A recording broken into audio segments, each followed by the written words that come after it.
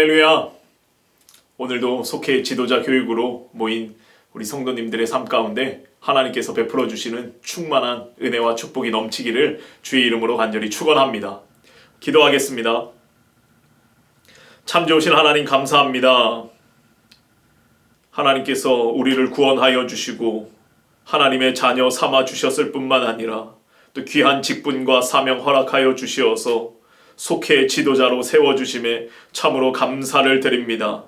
이 시간 하나님의 말씀을 나누고 함께 은혜 받기를 원하오니 말씀 속에서 깨닫게 하시는 하늘의 지혜를 발견하는 이 시간 되게 하여 주시옵소서. 하반기에도 속회로 뜨겁게 모여 하나님 나라 확장을 위하여 귀하게 쓰임받는 우리 광림의 모든 속회들 되게 하여 주시옵소서. 성령 충만함으로 인도하여 주실 줄 믿사오며 예수님의 이름으로 기도하옵나이다. 아멘. 오늘 우리에게 주시는 하나님 말씀은 사도행전 2장입니다. 사도행전 2장 1절로 13절까지 제가 읽어드리겠습니다. 오순절 날이 이미 이름에 그들이 다같이 한 곳에 모였더니 호련히 하늘로부터 급하고 강한 바람 같은 소리가 있어 그들이 앉은 온 집에 가득하며 마치 불의 혀처럼 갈라지는 것들이 그들에게 보여 각 사람 위에 하나씩 임하여 있더니 그들이 다 성령의 충만함을 받고 성령이 말하게 하심을 따라 다른 언어들로 말하기를 시작하니라. 그때에 경건한 유대인들이 천하 각국으로부터 와서 예루살렘에 머물러 있더니 이 소리가 나매 큰 무리가 모여 각각 자기의 방언으로 제자들이 말하는 것을 듣고 소동하여 다 놀라 신기하게 여겨 이르되 보라, 이 말하는 사람들이 다 갈릴리 사람이 아니냐? 우리가 우리 각 사람이 난 곳 방언으로 듣게 되는 것이 어찌 됨이냐? 우리는 바데인과 메데인과 엘람인과 또 메소보다미아, 유다와 갑바도기아, 본도와 아시아, 부르기아와 밤빌리아, 애굽과 및 구레네에 가까운 리비아 여러 지방에 사는 사람들과 로마로부터 온 나그네 곧 유대인과 유대교에 들어온 사람들과 그레데인과 아라비아인들이라. 우리가 다 우리의 각 언어로 하나님의 큰 일을 말함을 듣는도다 하고 다 놀라며 당황하여 서로 이르되 이 어찌 된 일이냐 하며 또 어떤 이들은 조롱하여 이르되 그들이 새 술에 취하였다 하더라. 아멘. 자, 오늘 말씀의 제목은 성령의 능력입니다. 우리가 지난 시간부터 이제 하반기 속회가 시작되었는데 사도행전의 말씀을 통하여서 이번 하반기 속회가 진행되게 됩니다. 이 사도행전 2장은 사도행전 전체에 있어서 가장 중요한 말씀이라고 해도 과언이 아닐 것입니다. 오순절 성령 강림 사건과 그로 인하여 탄생한 예루살렘 교회의 모습, 또 뜨거운 성령의 역사를 우리가 보게 됩니다. 앞서 1장에서 예수님은 승천하시기 직전에 제자들에게 이런 말씀을 주셨어요.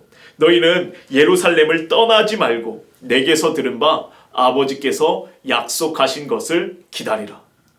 아버지께서 약속하신 것, 예수님께서 말씀하신 것, 그것이 무엇이었습니까? 다름 아닌 성령입니다. 성령. 너희가 성령으로 몇 날이 못 되어 성령으로 세례를 받아야 하는데 예루살렘을 떠나지 말고 이 성령을 반드시 기다려라 라고 말씀하십니다.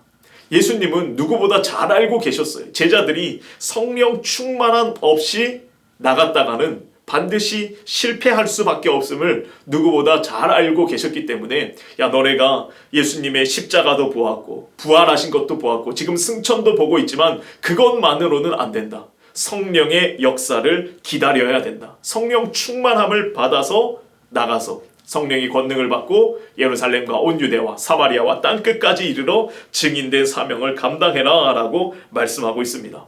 사랑하는 성도 여러분, 우리가 신앙생활 하면서 정말 위험한 것 중에 하나가 뭐냐면 성령 없이 신앙생활 하는 겁니다. 우리가 이제 호렙산 거의 끝날 시간이 다 되었는데 우리가 호렙산 기도해도 내 힘으로, 내가 인간적인 힘으로 하다 보면 얼마나 힘듭니까? 성령께서 함께 하셔야, 성령이 주시는 힘으로 감당해야 우리 안에 기쁨이 있고 새로운 힘이 있고 하나님 주시는 그런 귀한 사명을 감당할 수 있는 것입니다. 헌신도 그렇고 봉사도 그렇고 내 힘으로, 인간적인 힘으로 하다 보면은 며칠이 못 돼요. 우리는 지치고 맙니다. 그러나 성령 충만함으로 하나님 주시는 능력을 힘입어서 주신 사명을 감당할 때에 하나님의 역사를 이루는 그런 역사가 우리 가운데 있는 줄로 믿습니다. 그래서 제자들, 예수님께서 말씀하신 것처럼 야, 예루살렘에서 기다리라, 아버지께서 약속하신 것을 기다리라 라고 말씀에 순종하여서 마가의 다락방에 모여서 이들은 오로지 기도에 힘쓰기 시작합니다. 오로지 기도에 힘썼어요. 그리고 예수님이 승천하신 지 며칠이 지나지 않아 오순절에 약속하신 성령을 체험하게 됩니다. 이 오순절은 유월절로부터 50일 되는 날입니다. 50일. 그래서 구약에서는 77절이라 부르기도 했어요.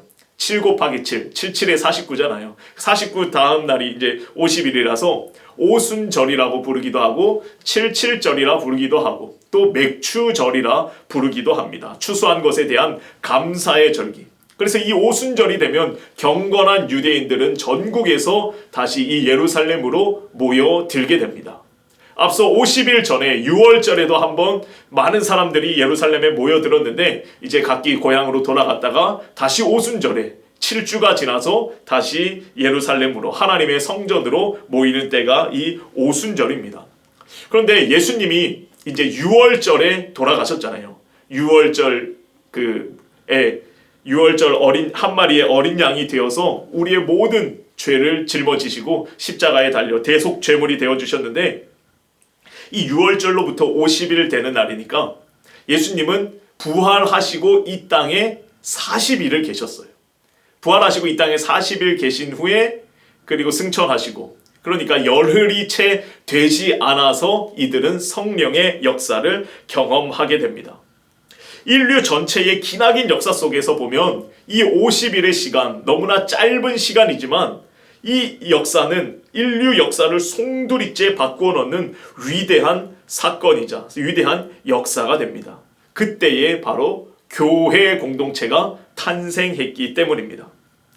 우리가 신앙생활 하면서 기억해야 할 것 중에 중요한 것이 하나가, 초대교회는 결코 순탄하고 안락한 환경 속에서 피어난 꽃이 아니었습니다. 그렇게 피어난 교회가 아니었다라는 것입니다. 제자들의 머리 위에는 언제 체포되어 죽을지 모른다는 죽음의 칼날이 드리워져 있었고, 또 유대 사회의 매서운 핍박과 로마 황제의 잔인한 박해가 숨통을 조여오는 그런 때에 교회가 탄생한 것입니다.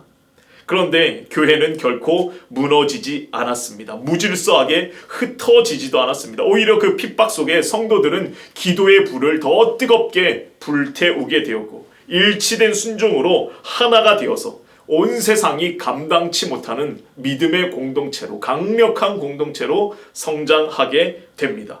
무엇이 이것을 가능하게 만들었습니까? 바로 성령의 능력입니다.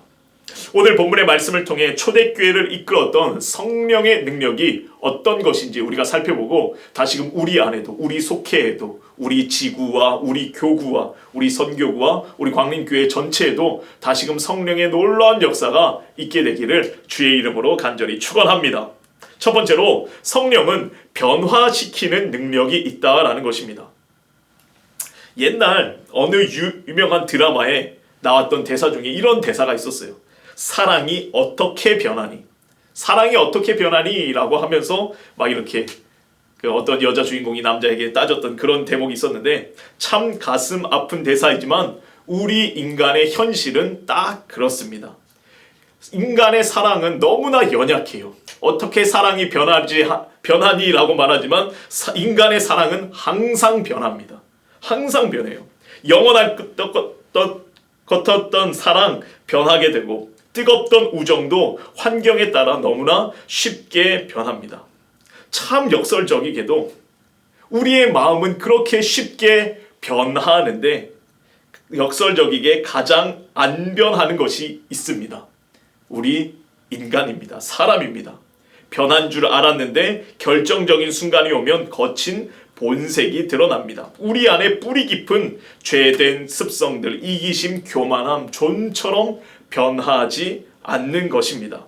연어에게 고향을 찾아가는 회귀 본능이 있는 것처럼 우리 인간에게도 역시 옛사람을 옛날 죄의 자리로 돌아가고자 하는 그런 죄의 회귀 본능이 있기 때문입니다. 그래서 사람이 막 그런 분들이 있죠. 야, 저분이 굉장히 좋은 사람 같았어요. 그런데 어떤 자리에 올라가니까 야, 저 사람 변했다라고 말하는데 변한 게 아닙니다. 원래 그런 사람이었습니다. 그냥 겉으로는 아닌 척하면서 살았던 거지 그 자리에 올라가니까 그 사람의 본성이 드러나게 돼 있었던 것이죠. 그런데 오늘 본문은 세상 그 어떤 것으로도 고칠 수 없는 인간의 본성이 오직 성령의 역사로 완전히 변화될 수 있음을 강력하게 증거하고 있습니다. 제자들은 성령을 받자마자 가장 먼저 변화된 것이 무엇이었습니까? 그들의 입술이었습니다. 성령의 역사는 우리에게 변화를 주는데 가장 먼저 우리의 입술을 바꿔줘요. 각국의 언어, 방언으로 담대하게 하나님의 큰 일을 말하기 시작합니다. 당시 오순절을 맞아서 전 세계 각국에서 예루살렘으로 몰려든 유대인들이 약 20만 명에 달했을 것이다 라고 추정을 합니다. 그 수많은 인파 앞에서 갈릴리 어부 출신의 제자들이 온 세계 언어로 방언으로 막힘없이 하나님의 큰일, 예수 그리스도의 죽으심과 부활에 대해서 막 증언하는 것입니다. 그 복음을 전하는 모습이 온 성을 뒤흔드는 충격이었다라는 것입니다. 이 놀라운 변화, 자신들의 능력에 의지하지 않고 오직 말씀에 순종하여 기도하며 아버지께서 약속하신 것을 기다렸을 때에 성령의 놀라운 역사가 그들 가운데 나타나게 되었고 그들이 변화되었는데 그들이 입술로부터 변화되는 놀라운 역사가 나타나게 되었다라는 것입니다.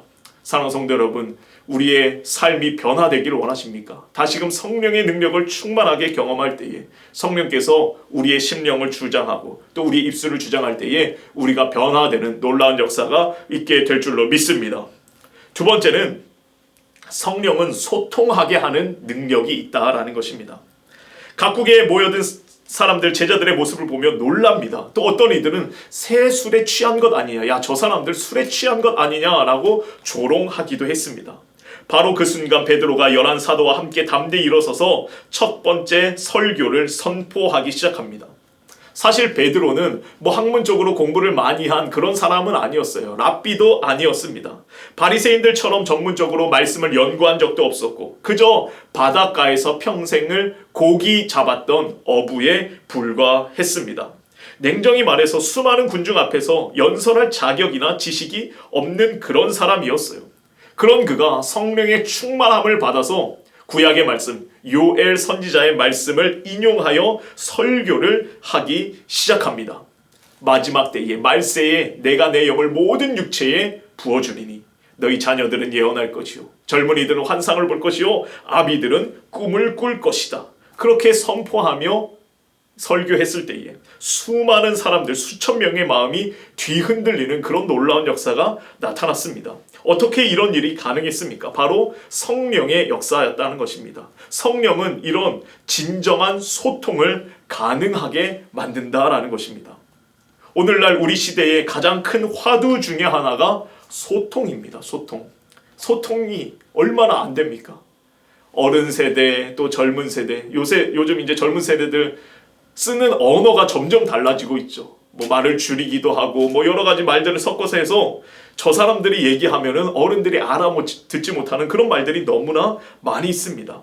어떻게 하면 직장에서 가정에서 소통을 잘할 수 있을까? 경청의 기술을 고민하고 공감의 대화법을 배우기도 합니다. 그러나 성경이 말하는 복음의 소통은 결코 인간적인 대화의 스킬, 대화의 기술에 있지 않다라는 것입니다. 그 중심에 성령이 계시는가 아니 계시는가에 달려 있다라는 것입니다. 창세기 11장을 보면 사람들이 이제 하늘 꼭대기까지 닿고자 해서 바벨탑을 쌓아 올린 사건이 있었습니다. 그때 하나님께서 인간의 교만함을 보시고 그들의 언어를 흩어버리십니다. 그들의 언어를 흩으셔서 소통이 안 되니까 그들이 싸우게 되고 흩어지게 되는데, 그런데 이 흩어진 역사가, 불통의 역사가 성령이 이 땅 가운데 오심으로 다시 소통케 되는 그런 회복의 역사가 나타났다라는 것입니다. 다시 말씀으로 돌아오면 성령이 역사하시자 베드로의 설교를 들은 군중들은 분노한 것이 아니라 마음의 찔림을 얻습니다. 37절에 마음에 찔려 베드로와 다른 사도들에게 물어 이르되 형제들아 우리가 어찌할꼬라고 회개하며 가슴을 치게 됩니다. 성령께서 하시는 그 음성을 듣게 되면은 자신을 공격할 때에 그 어떤 말씀을 들을 때에 그것을 공격으로 받지 아니하고 마음의 찔림을 받아서 회개하게 되고 변화되는 그런 역사가 나타나게 된다라는 것입니다. 성령의 말씀은 사람의 영혼을 울리고 닫힌 마음의 빗장을 열어 하나님과 소통하게 하고 이웃과 소통하게 하는 것, 이것이야말로 성령의 놀라운 능력인 줄로 믿습니다. 끝으로 성령은 서로 사랑하게 하는 능력이 있다라는 것입니다. 성령은 사랑의 영입니다. 성령은 사랑의 영. 그래서 성령의 9가지 열매라고 했을 때에 가장 먼저 나오는 것이 사랑이죠. 사랑은 성령의 영. 성령은 사랑의 영입니다. 이제 방금 전까지 박해의 두려움에 떨며 이기적인 생존 본능만 남아있던 성도들이 성령을 받게 되자 세상이 한 번도 보지 못한 사랑의 공동체를 만들게 됩니다. 2장 44절, 45절을 보면 믿는 사람이 다 함께 있어 모든 물건을 서로 통용하고 또 재산과 소유를 팔아 각 사람의 필요를 따라 나눠주었다라고 기록됩니다. 그들은 이제 성령으로 하나가 되니까 내 것과 내 것의 경계가 허물어집니다. 자신이 피땀 어린 자신의 그 피땀을 흘려서 벌었던 그 재산들, 소유를 아낌없이 팔아서 가난하고 소외된 지체들의 필요를 채워주었습니다. 날마다 성전에 모이기를 힘썼고 집에서 떡을 떼며 기쁨과 순전한 마음으로 음식을 함께 나누었습니다. 그곳에는 부자도 없고 가난한 자도 없고 귀족도 노예도 남녀노소 차별도 없었습니다. 오직 그리스도 예수의 사랑 안에서 손에 손을 잡고 하나님을 찬양하는 그 일만이 있었습니다. 이것이야말로 이 땅 가운데 이뤄진 하나님 나라의 모습이죠. 천국이 이 땅 가운데 임한 것입니다. 유대인이자 로마의 역사학자였던 요세푸스는 이 초대교회 성도들을 지켜보며 이런 기록을 적었습니다. 참 이상한 사람들이다. 저들에게는 나도 없고 너도 없다. 오직 예수를 주로 모시고 모든 신분과 장벽을 뛰어넘어 서로 사랑하기를 즐겨하는 자들이다 라고 말합니다. 성령이 임하면 내 안에 있었던 중심적인 이기심이 깨어지고 영혼을 향한 뜨거운 사랑이 흘러 넘칠 수밖에 없다라는 것입니다. 성령은 사랑의 영이기 때문입니다. 예루살렘의 초대교회는 그 능력이 무엇이었습니까? 돈의 힘이 아니었고 결코 거대한 건물이나 화려한 조직이 그들의 힘이 아니었습니다. 오직 위로부터 하늘로부터 부어주신 위로부터 주어진 성령의 능력이었다라는 것입니다. 바라기는 이번 하반기 2026년 하반기를 시작하면서 다시금 성령의 능력, 하늘로부터 부어주시는 그 성령의 능력을 받아서 성령 충만함으로 우리 교회 공동체가 다시금 역동적인 힘을 회복하는 그런 역사가 있게 되기를, 그런 여러분들의 속회가 되기를 주님의 이름으로 간절히 축원합니다. 기도하겠습니다. 사랑과 은혜의 하나님, 연약한 우리에게 성령을 부어주심에 참으로 감사를 드립니다. 오직 성령의 능력으로 말미암아 우리의 죄악된 존재가 새로운 존재로 변화되는 은혜를 허락하여 주시옵소서. 주신 성령으로 인하여 하나님의 사랑을 경험케 하여 주시고 받은 사랑을 이웃에게 흘려보내는 사랑의 통로, 축복의 통로로 쓰임받게 하여 주시옵소서. 어두운 현실 가운데서도 서로 하나가 되었던 초대교회의 역사가 오늘 우리의 삶에서 증거되도록 주님 인도하여 주시옵소서. 예수님의 이름으로 기도하옵나이다. 아멘. 하늘에 계신 우리 아버지여, 이름이 거룩히 여김을 받으시오며 나라의 임하옵시며 뜻이 하늘에서 이루어진 것 같이 땅에서도 이루어지이다. 오늘날 우리에게 일용할 양식을 주옵시고 우리가 우리에게 죄 지은 자를 사하여 준 것 같이 우리의 죄를 사하여 주옵시고 우리를 시험에 들게 하지 마옵시고 다만 악에서 구하옵소서. 대개 나라와 권세와 영광이 아버지께 영원히 있사옵나이다. 아멘.